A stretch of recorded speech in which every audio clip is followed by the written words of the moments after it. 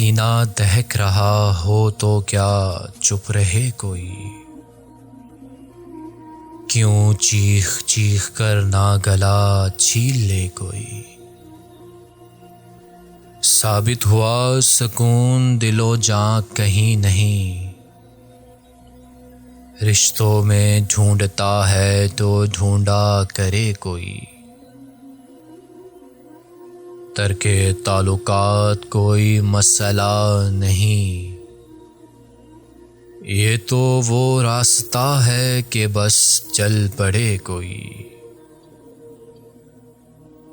دیوار جانتا تھا جسے میں وہ دھول تھی، اب مجھ کو اعتماد کی دعوت نہ دے کوئی۔ میں خود یہ چاہتا ہوں کہ حالات ہوں خراب،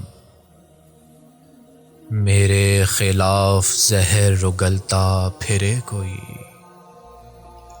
اے شخص اب تو مجھ کو سبھی کچھ قبول ہے، یہ بھی قبول ہے کہ تجھے چھین لے کوئی۔